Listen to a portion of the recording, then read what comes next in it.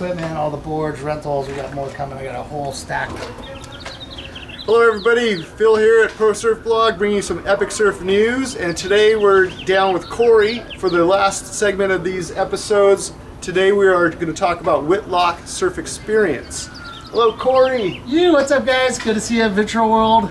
Yeah, the Whitlock Surf Experience. My favorite hero growing up, music and surf, it goes hand in hand. So Jimi Hendrix, Are You Experience, that's one of the first albums I ever bought. I'd play that thing until the needle broke. But it always was a good time. It reminded me of driving to the beach, putting that cassette in, for those that know what a cassette is, the 4 CD. Put that cassette in and we'd drive to the beach and we'd just be super stoked to go surfing, and just that experience of getting to the beach and enjoying your day down at wherever you're going. What are the conditions were going to be like? You know, my favorite experience is when I used to come and have to drive to the beach, coming on Mission Avenue right at the high school, when you pop over the hill and you see the water and you're like, oh, it's on. That's the experience. Yeah, we're here. I still get chicken skin. You're about ready to go surf and you're about to have the best time of your life, you know. And so for me, to be able to give back and to teach that experience is really important. That's super cool. I mean, so you're dealing with a lot of first-time surfers. Yes. And that is challenging. So there's like, I'm sure you have a whole like starting point. Like how do you, like from the sand, from the parking lot to the sand to the water? Totally. And the first thing that starts off is having respect. You want to respect the beach, respect the environment where you're at. Don't leave it a mess. If you come down and bring sandwiches or wrappers, make sure you pick it up. It's about having respect for your fellow surfer, your fellow person that you're parked next to, about going and respecting the ocean and the water, and understanding that Mother Nature is in charge. You know, so as a beginner, you know, we're teaching business professionals, I'm teaching young kids, I'm teaching people that have retired that are now going into the sport. A new uptick is I'm doing a lot of these professionals that are 50, 60, 70 years old that are trying to get into the sport. Yeah, that's cool. And they're like super excited. And as a surfer, you're always a Grom as soon as you surf. Yeah. And we want to exuberate that Grom status, you know, and we always want to be Groms, you know. I'm 15 years old every time I get in that water. It's just super, I get giddy and joking, I'm laughing, I'm hooting at people, and you know, we're encouraging people. You see somebody get a good wave, woo! You see somebody get a good wipeout, woo! It's the same stoke, you know. You know they're gonna come up, they'll be fine, you know, they'll have some boogers and some sand in their hair, but they'll be all right, you know. But it's also watching out for that fellow surfer, you know. So when they do wipe out, something happens, they get hit by the board, they get in the way, they get stuck in the current right next to the jetty. It's how do you get out of these situations? How do you navigate the ocean? You know, we're all the nicest people in the parking lot, but when we get in the water, nobody talks to each other, nobody's giving waves. You have to, it's a chess match out there now. You have now gone into this psychological warfare of how to catch a wave and how to get a wave, but not also piss off everybody that you're getting all these waves, you know? Yeah, it's a social dynamic. I mean, there's a lot of navigating people is almost, especially in Southern California where there's a lot of people. 100%. You know, you got to know, when I paddle out, the first thing I do is I look at who's out there, who's surfing, who's good, who's bad, who's in the way, who's reading the lineup right, who's hungry, who's frothing, you know. I don't want to sit next to that guy, you know. Nobody wants to sit next to me if I'm frothing, you know, so I get it, you know. But it's also at the same time is a balance of staying stoked and getting stoked and giving stoke. Because if you go out there and you start taking every wave, we do have regulators out in the water that are they're gonna cut you down, and they bring it down a notch, you know. Or go 100 yards down the beach and go surf over there, you know. The worst thing you can do is you find a little peak by yourself, you get a couple good ones, and the next thing you know, you see a mob of 5-10 people like, oh, that's the spot. You're like, no, I just got a couple waves, you know, so I'm gonna move over to where you were, get a couple over here, you know. So it's navigating the waters. And it's not just here in Oceanside, it's every surf spot that you go to. It's important that you know who the players are. I always teach these beginners, watch where the locals are paddling out, watch where they're sitting, watch where they're getting out of the water. With the beach break, it's a lot easier, but if you're surfing a reef, if you're surfing a spot that has a keyhole entrance and a keyhole exit. You got to know how to get in and out, use the current, use the riptides to do this in a safe and effective way, and not end up on top of the rocks or the jetties. And stuff even like the that. jetty. So you're doing a lot of your lessons down at South Jetty at the Oceanside Harbor. Yep, we were. I've been doing surf lessons. We started doing surf lessons in 1997. We've taught thousands and thousands of people how to surf. We partnered up with Miracosta for many years with a lot of the foreign exchange students. So we're doing kids from all over the world, Italy, Spain, France. And surfing is an international sport. It's so you might not speak Japanese, Spanish, or French, but a shaka and a woo, we all know what that is. Yeah. You get a good wave, woo, and giving that respect. Like whenever I go somewhere, I was in Mundaka one time, and this one guy was a super aggro and super gnarly, and I surfed with him for about a week straight before he even acknowledged me. Okay. But I mean, I was like, every time he got a wave, I was like, woo. Just grunt. Yeah. But and then finally one day I went and surfed this random spot, and he was there too. I'm like, oh man, not this guy again. But by the time I broke him down, we ended up becoming friends, and the respect level was there, because I didn't go out there and my skill level was better than his, but I didn't impose that on him. I just kind of I sat on the inside. I took they'd fall. I'd take the rebate wave, the second chance part of the wave, and I just did my own thing. I hung in my own corner. Some of the best surfers in the world do that.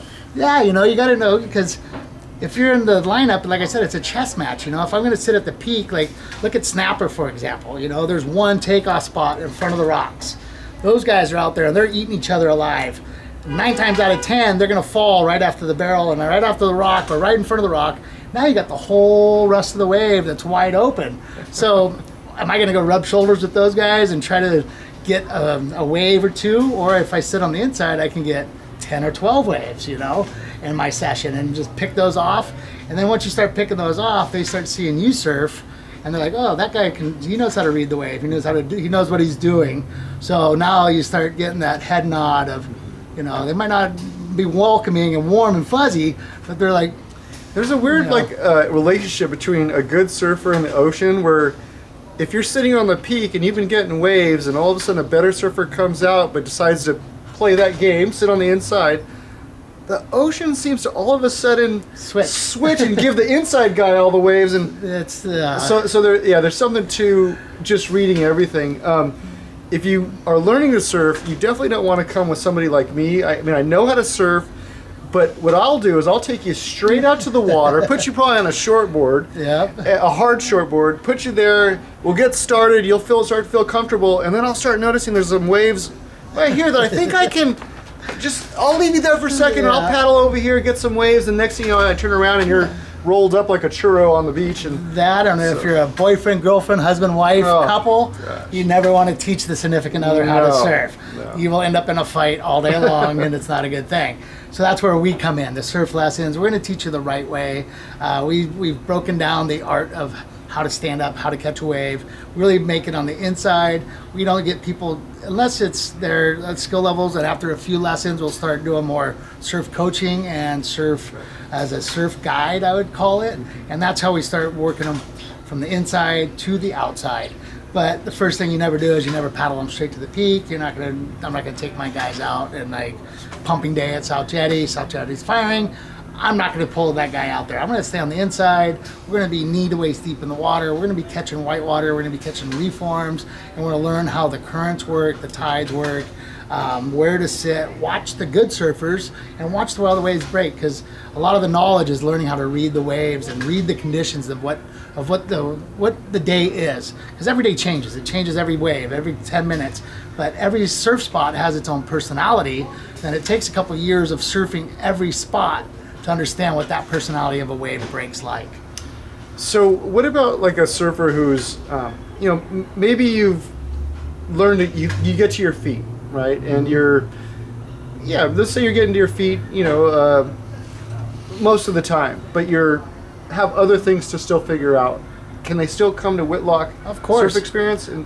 We teach all levels. I mean, we're pro surfers. My younger brother and I, we both surfed professionally for years. My dad was a pro surfer back in the day, and I think he won a TV. That was his pay. Nice, it was the third He came into third to Donald Takayama, or not Donald Takayama, David Nueva at the third annual, which is now the U.S. Open. He was originally from Huntington Beach, but there's always something to learn in surfing. You look at the best guys in the world. Kelly Slater has coaches now. Yeah. You know, they go to these certain spots. You get a local that knows the spot. You want to get some insight. You want to get some local knowledge. You want to get some stuff. As a beginner intermediate surfer, there's technique, there's style, there's placement, there's head. Where's your head looking at? Where's your arm at? How's your knees? How's your back? How's your posture? How are you driving the board? How are you turning the board? For me, it's my arm. I have this arm that's like a dead arm. Like, I want to make it cooler, you know? Dude, I love Shane Dorian, but he's got the worst style in the world. I love you, Shane, but you know, he's got this arm, and you know, we've always made fun of that as we were kids, you know, because he had this weird arm thing. Yeah. You know, I surf a little more squatty. You know, I wish I didn't squat. Oh, so I am an expert at the poop stance. Yeah. I am really good at that too. You know, but how do you combine a wave and make it look good? And how do you connect a wave from the start of the drop in to the kick out and surf it in a smooth, stylish manner and make it look easy? That was one thing that my dad emphasized on me as I was growing up. You want to take a hard, gnarly wave and make it look easy. You want to make it look graceful, like the guys that longboard. I can't longboard. I can, if I can get to the nose of the board, I'm not getting back, you know. But I watch those guys out there that they're like doing ballet, and I'm a scooter. Yeah, I can't cross. I can't put this foot over that one very well. But yeah, I see these guys are like Fred Astaire on the longboard out there. They're just graceful. They're looking beautiful, and I'm like, eh. But on a short board, I'm aggressive. I like to attack a wave. I like to surf hard. I like to surf fast. I want to hit the lip as hard as I can. I want to, you know, back in the day, I wanted to boost as big as theirs as I could. Right. I wanted to take off on the biggest, gnarliest section of the wave. The bigger, the gnarlier, the shallower, the reefier, the sharper. That's what that's what I liked, you know. Yeah. I was always part of that underground. Never got the full magazines or videos, but me and late takeoffs. Yeah, late takeoffs, under the lip, surfing pipe, you know. Benji Weatherly, living at his house at Pipeline, and you know, surfing the North Shore for my whole life. You know, the thrill of that style of surfing is what I really enjoy. That heart rate. That's like open ocean surfing. I mean, the power is just coming right to the shore. You know, the ocean here is great, but it's slow. Hawaii, it's alive. Just got back from Cloud Break. First time I ever went to Fiji. Wow, what an eye opener! Now I know what I'm into. I feel like I was just poking the bear. I was out there just like, you know, I got one. Now I want to get to safety. I got one. I want to get to safety. I got one. I want to get to safe. You know, but now that you've been in it, you're like, okay, now I want to go back and I want to take that a little step further. I want to 10 yards deeper. I want a little bit further out. I want to under the ledge. Where's shish kebabs? Where's the barrel zone? You know, so learning those spots and but that's just, as a surf coach, I had a surf coach in Fiji. Right. Okay. We'd surf this spot, restaurants. I'm sure everybody's heard about it. Right. My surf guides told me 2 rules to surf in restaurants. Okay. Don't straighten out and don't fall. Pretty simple rules. Don't straighten out. Yeah, Gosh. And don't fall. He called me into my first waves, probably a 46 foot wave, dropped in, and just this wave of my life, you know. I couldn't believe I was on this. I was smiling ear to ear, paddled back out. I'm ready for another one. I see this one come in, nobody wants it, so I move a little bit on the inside to catch it. And as I drop in, now I move myself off the takeoff spot into the shallower part.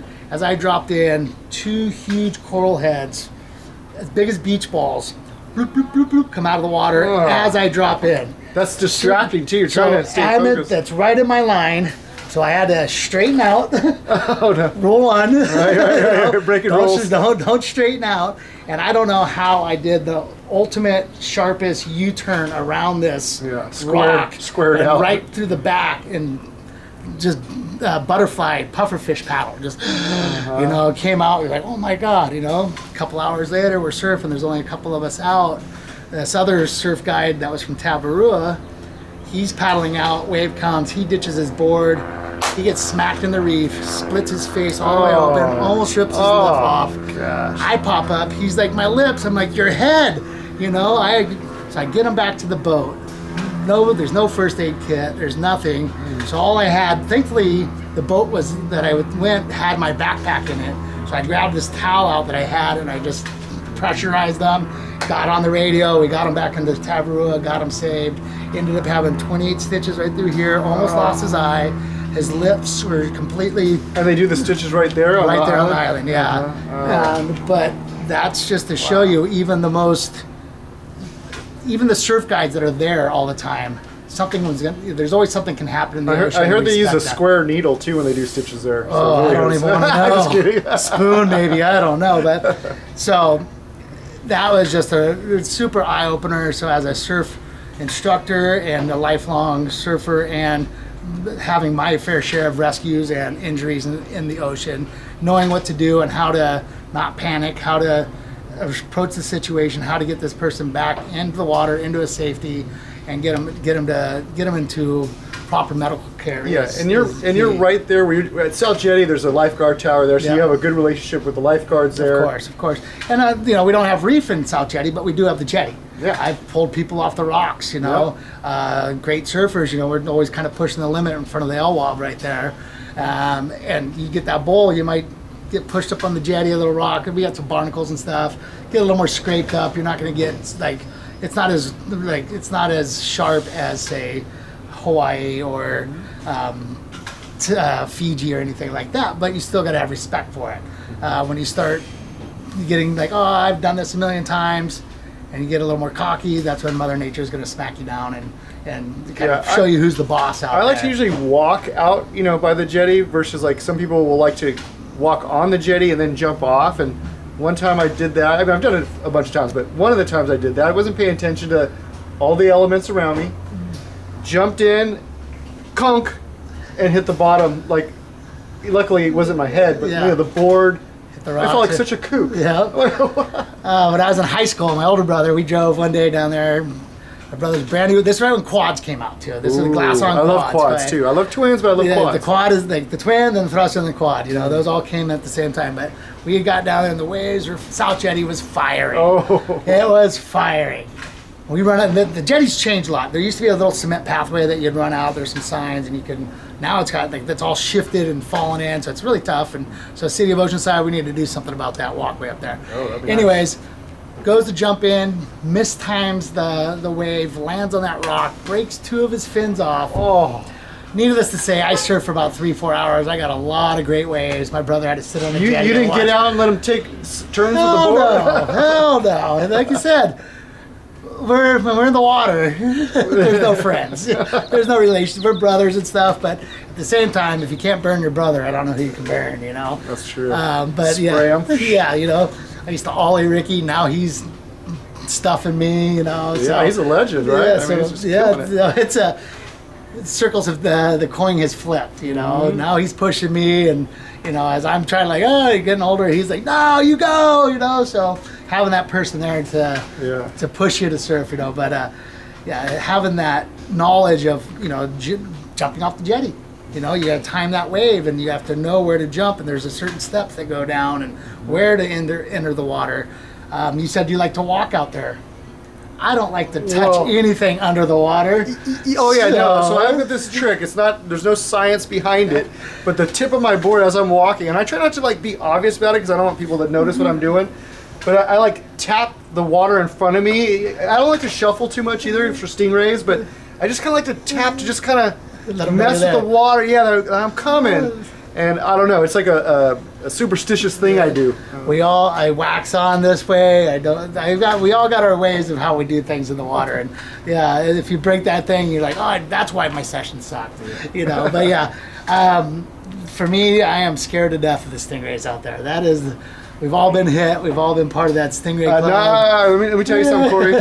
Don't say it. Don't say it. Don't say it. That's all I'm saying. So if you want to take up my little tip I told you, I'm just going to let you know.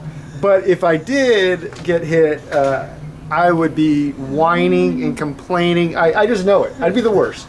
So I will just keep. There's no wood. I'll knock some wood. Yeah, knock us some fiberglass. That's even better. But so.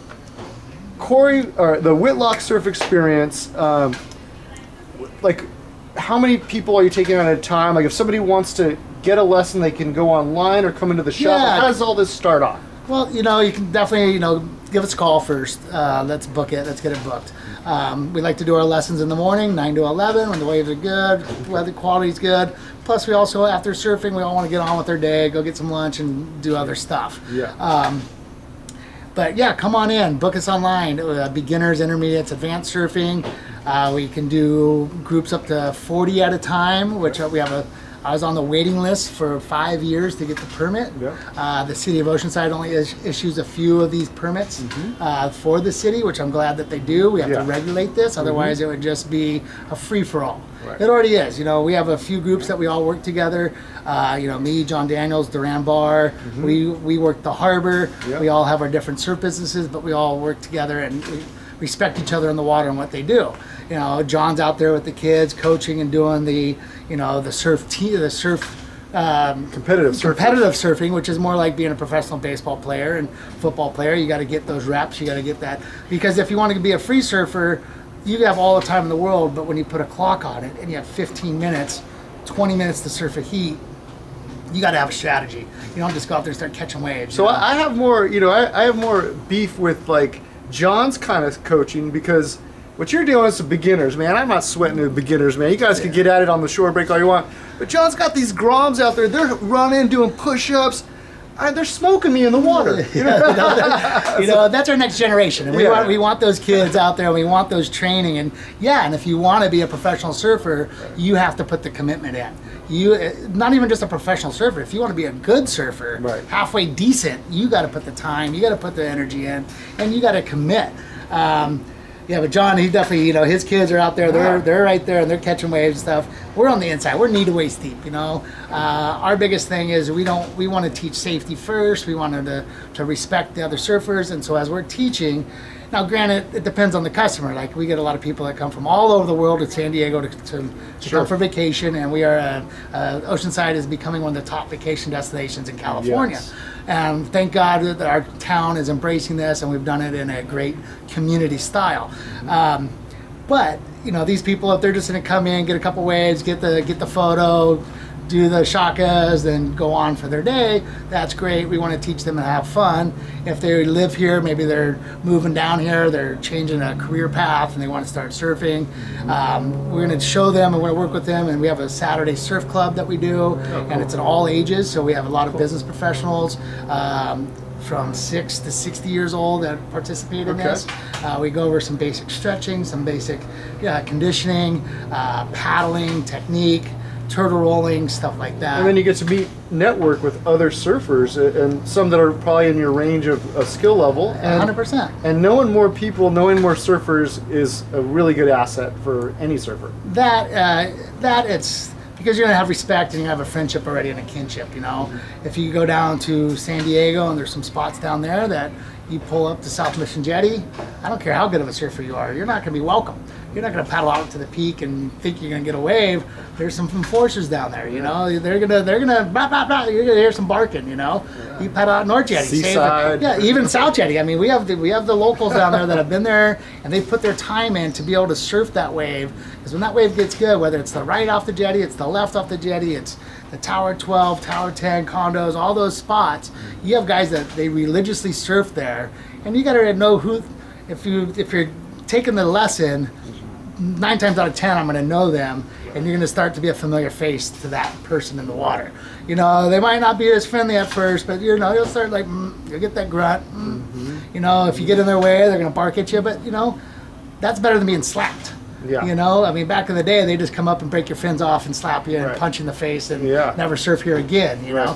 Now it's the modern days, it's not like that as much, but it could still be pretty tough. You'll see some barking out in the water. Well, it's a really fun sport, right? But it's also you could die out there though, right? Yes. So there's kind of this kind of survival instinctual thing that I think exists with surfing for good and sometimes for bad, but really it is, I think that respect is nobody wants to go home with the split open head from hitting a surfboard or getting into a collision with somebody, so people take it seriously. 100%. So taking it back a step, I survived Fiji. I come home, super excited to surf. Just spent 10 days surfing Fiji. I feel tuned up. I'm ready to go. I've got some great waves, got some great boards. Tan. Yeah, tan. I know. I've got the stoke. You know, got that glow. You got that surf glow. I paddle out South Jetty. I'm paddling into a wave, and this guy's paddling out underneath me. And instead of duck diving and going through the wave, as I'm dropping in, he shoots his board out between his legs backwards. Oh. So as I'm standing up, I have to throw my board. Now I'm going over the falls. I land on the swallowtail of his board, break the swallow off with my temple, get a concussion, completely just out of it. Like lucky I didn't get knocked out. Right. But it was on a 3-foot day. Right. You know, it wasn't 10-foot Fiji. It was a 3-foot day at South Jetty. And it was just this intermediate surfer that didn't know just to go through the wave. Right, or take the whitewash on the head or whatever you have to do. There's just that zone where we were both right there, and if you would have just ducked over and went through the wave, I could have navigated around him, you know. But if he would have followed through. Yeah, he just kind of panicked, and he was at that level of like... Well, he might have gotten sucked back with his board over the falls and gotten hurt. Better him than me. And that's a good rule, right? Yeah, I mean, he was French, by the way. Yeah. So, oh, okay. Oh, he's from Huntington Beach, probably too. I don't know. No, he actually he did the right thing as he came up, saw I was hurt, came into the beach with me. Okay.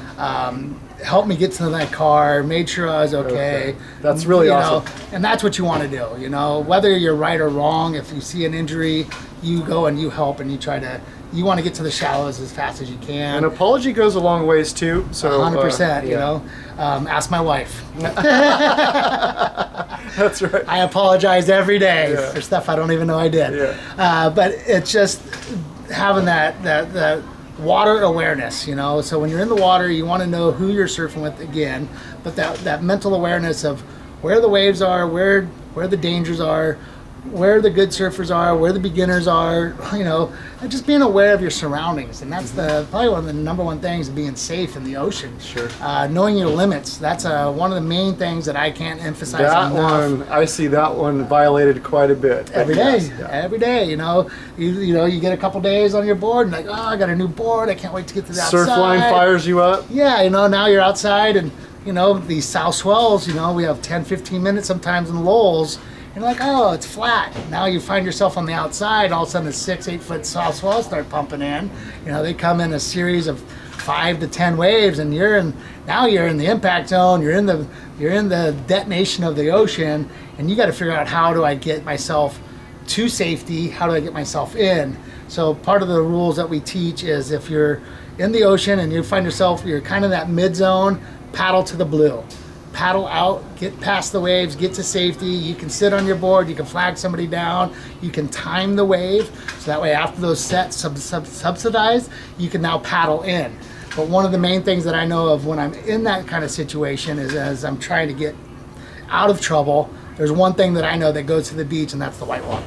So I'm gonna go get myself into that turbulent zone, and it might not be pretty, but I'm gonna get rolled and tumbled. At least every wave is pushing me 5, 10, 15 yards closer to the beach. Yes. So that way, after maybe 5 or 6 waves, you get in. I can stand up, I can take a breath. You're not in danger, and nobody else is in danger at that point. And the lifeguards aren't coming to get you.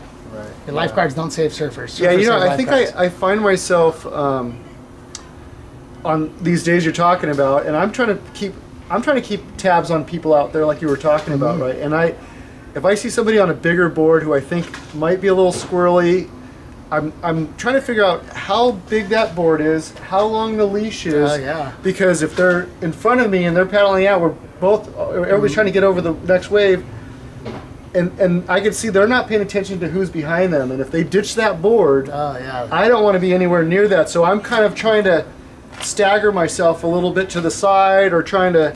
If they ditch the board, they're going to see the other side of Cory. Yeah, it's tough. It's tough. Because that's my number one pet peeve is I grew up in a different era where you never ditched a board. If you did have to ditch, you look behind you. You know, make sure you're clear, push the board away, get under it. If somebody's behind you, you're holding onto that thing. So lots of stuff to learn. So everybody, beginners out there, I'm glad you're watching.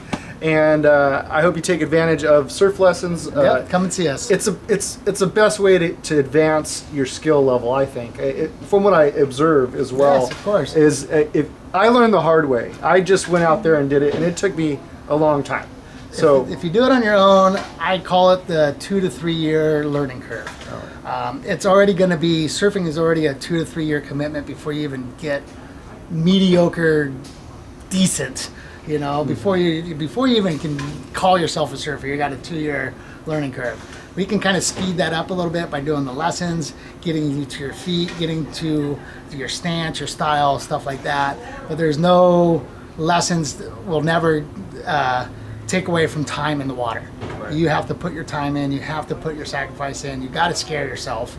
You know, part of surfing is being scared. If you're out there, and you know, we're talking with Kai Lenny when we're in Fiji. Like, Kai, how do you take these beatings? You know, we're all sitting in the boat watching 20-foot surf, and he's going switch stance and doing airs and playing with it. And we're like, you know, but he's like, you look at what he surfs, and he's putting himself in these zones, surfing these waves, so he's so comfortable out there in the beatings. Like, I spent a lot of time down in Puerto Escondido, and that place is a butt kicker, you know, and we'd go and I'd spend my winters in Hawaii and my summers in Porto, and I was comfortable at that point. Adrenaline management. Yeah, now I'm older, you know, married and haven't been doing that much, so to get back it's to not that his wife's level, fault. It's yeah, not no, not at all. Not at all. But life has gotten in the way of that surf path.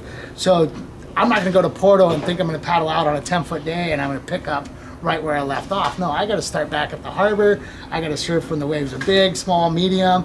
I've got to go down and start pushing my element back down to like spots like blacks and swamis. And all, like, you know, when Surfline says it's 6 foot or 8 foot or 10 foot, not all 10-foot waves are equal either. No, there's a 2-foot wave could be way more powerful than a 10-foot wave. If it doubles up, it's on the shore.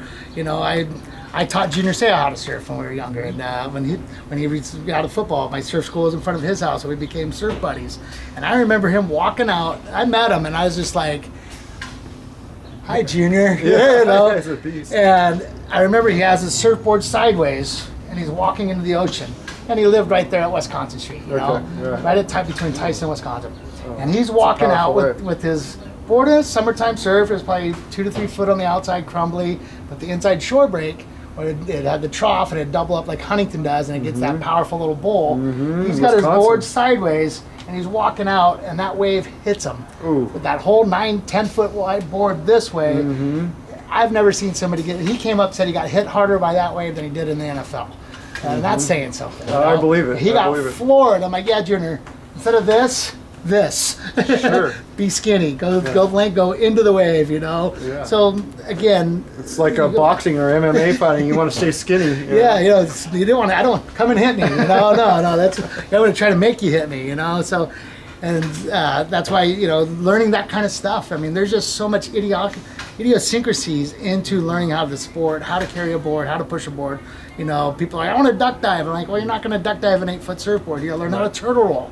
You know, we got to start at the basics, you know, and then work our way into these zones. Yeah, that's so, so many reasons to get lessons. All these little tips that you're giving right now, you want to get them from an instructor. So, Cory, this is your rig, and this is some of the gear that you're using. So, people might meet you down at they might meet you at the jetty, but sometimes you might cart them down there, or just for the employees, or how does this work? we like to start the experience here at the surf shop, so they get to see who we are. We're not just a bunch of surfers working off the beach. Okay. You know, I want them to see that we work for our money. This is our business. We want them to see the retail side of the shop. We want them to see the history that's in the retail side of the shop. I've got boards from the 50s, 60s, 70s, 80s, a whole history of the surfing world. I want them to see how we make the t-shirts, what we do here, so they understand that they're not buying a brand, they're buying a family. And I've always said we're not a brand, we're a family, and who you support, you're supporting us, you're supporting our employees, you're supporting their families. You know where that dollar is being spent, you know, where they're going to spend it and who they're going to support. So yes, we like to meet at the shop. Okay. We get in the golf cart. This is a lot of fun. Yeah. So I tried golfing 4 times, twice right-handed, twice left-handed. Figured if I'm going to be in the sand and the water, I might as well just get the golf cart and go back down to the beach. Why do I want to spend 4 hours and be frustrated? I want to come back stoked and happy and hungry. Yeah. So you start off with big soft tops. Okay. So when you're learning, the bigger the board, the easier it is to get up. These are kind of like the Cadillacs of the surf world. So you're going to get up, not have any performance to it, but you're going to be able to get up, stand up, stability, and get your stance. And because in surfing, even the best surfers, when you stand up on a wave, we're only on a wave for about 3 to 10 seconds on a good wave. Even lowers, that's maybe 12, 13 seconds of a ride. So to get good at something, it takes, what they say, to be a professional, you have to do it for 10,000 hours. 10,000 so hours. How many waves do you have to ride to catch 10,000 hours of riding a wave? So the more you can stand up and go, the biggest mistake I see people coming, and they come in, they're like, no, I want to duck dive. Well, I'm sorry, you're gonna that surfboard. You're gonna buy a shortboard, that thing sit in the corner of the garage. And I want to surf the board that Felipe Toledo surfs, right? Yeah, me too. Unfortunately, I weigh twice as much as Felipe does right now. So, but having the right board, is what we start you off with. Okay. We start you off with the foamy, and then we start working your way down. Okay. This is a board that I've come out with. This is new to market. This is what I call a bumper board. It is a hard top, hard bottom, but the rails are EVA foam. So a lot of the things as a beginner surfer, even an advanced surfer, the repairs that happen on a surfboard will 99% happen out of the water, not in the water. Okay. It's riding to the bike and hitting it at the curb. Oh. It's putting it on top of your car, not forgetting to strap it down. It's your wife puts it in leans it up somewhere and it falls over. There's just a million things that happen. So this kind of takes some of that learning curve out of it. Plus, if it hits you or something, this isn't gonna knock you out. It won't leave a mark. It's just gonna kind of, you'll get a little rattled. Yeah, it's not gonna be a Mike Tyson punch, but you'll know, So from there, you want to start big, and we're gonna work your way down into that shortboard. So by the time you are ready to order a surfboard, we've been working with you for a couple of years, months, whatever, as long as you're surfing, and then we can build the right board. And if somebody, like a beginner, took a lesson and then they could buy a board like this from you if they wanted practice on their own in between lessons? Come and buy a board, come and rent a board, demo it. Because a lot of times, I love the foamies for the fact that it's brought a lot of people into the sport of surfing. Right. It's a mixed blessing. Yeah. It swamped, it killed the surf business as a surfboard builder, but it brought a lot of surfers in. Right. And so the idea is we want them to get learning on the soft top, and then transition down to the hardboard, and that's when you come and support your local surfboard shapers. Yes. We have about 500 surfboard shapers here in town, so support any one of those guys. Yes. Or ladies. There's ladies out there that are making boards too. So and surfing amazingly. yeah, the ladies. I see Katie. I paddle away. I'm like, no, I'm not gosh, gonna get into Katie's it. next level. Yeah, that maps to nowhere. Man, I want to get better like that again. So it's important that having fun, being safe, having the right equipment, and then also as you get better, you're going to have a soft top to give to your friend when they want to come and surf, or kids and stuff like that and play. So it's about having your different toys and your tools to surf. How fast does this rig get going right here? Not fast enough sometimes. Okay. When I'm ready to go and the waves are firing, it doesn't go fast enough. But this thing runs about 20, 25 miles an hour. Okay. It fits, I've had, I think my max, I had 25 surfboards on top of this thing at one time. We've had, legally, we're supposed to only have 6, but I've had about 12. This has been a workhorse. We get these golf carts through 357 golf carts down in Carlsbad. Cool. Go see Eric. He'll take good care of you. There you go. But the golf cart, this thing is probably I have more miles on this golf cart than I do my truck. Oh, sick. So my Toyota has 30,000 miles on it, and I've easily put that on this golf cart to and from the beach. You'll see us down at the harbor. The flags are up. We do surf lessons 7 days, well, not Sundays anymore, but 6 days a week. We like to be down at the harbor. You can come and get a lesson 365 days a year. We'll take you surfing. Have fun, you know, get into the sport. It's the best thing you can do. It's the healthiest thing you can do. And then after that, go to Senior Grubby's and get a breakfast burrito as big as your forearm. Oh yeah, and thank you for teaching people how to surf, teaching them etiquette, getting them started on the right foot. It not only helps beginners out there, but it helps everybody else who's actually put in the time and is enjoying, living the pastime already. So don't forget, we were all beginners at one time. Oh, dude, come on, I've been ripping. I grew up ripping. I don't know what you're talking about. No, but surfing is a way of being humbled. Even the best surfers have bad days. You go out there sometimes and you're like, oh, it's so good. And you're like, I can't catch a wave. Then you go out some days, you're like, I don't know if I want to surf. and all of a sudden you have the time of your life. Yes. It's a mental change.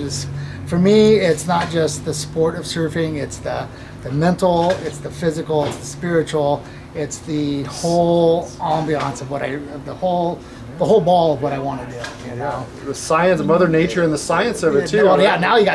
Now we used to. Back when 976 surf was, you had to call the surf line, and it was $1. My mom used to get so mad at me, you know. Yeah. And my buddy, he would answer the phone at the harbor, and he would give the surf report. And I remember sitting there watching him. He answered the payphones too, by the way. He was at a payphone, had to be there at 6 a.m. to give the surf report. And he's like, yeah, it's 1 to 3 foot south winds. No, don't come down. Waves are crap. And I'm looking at 4 to 6 foot south jetties firing. That's gonna be my keyword. Well, I usually call it surf shops too. You either call the surf lifeguard phone number, or you call the surf shops. Yep, surf shop. Or you had a buddy that lived at certain spots. And you couldn't always trust the employees at the surf shop either, because you didn't know if they didn't really want people coming. Yeah, no, I remember he would give the best days of the surf. He was saying it was crap. Yeah. So, you know, so I'm like, I'm not gonna call surf line. Sometimes there'd be like one word in there that you'd be like, I think it's good, right? It'd be like listen to 91X for the bird surf report. You know, back in the day before cell phones, when you used to have to remember somebody's phone number, I strategically had friends from Huntington Beach to San Diego, and I'd go down my Rolodex and call, hey, waking everybody up. Yeah, how's the surf? Where's you going? We're coming down. All right, I'm gonna sleep for you at your house for like 5 days. You know, so now we don't have families that live on the beach anymore. You know, there's the Airbnbs and the couple blocks inland now. Yeah, now we all got to be a little bit inland, and we'll talk about wave pools later in the next section. Oh yeah, we got to come back to that one. Yes, sir. Thanks again, Cory. It was so my pleasure, good, Phil. Talking to you. Yes, sir. And, you guys come and see us. Watch Phil's blog. He puts out great content, and support the locals. You.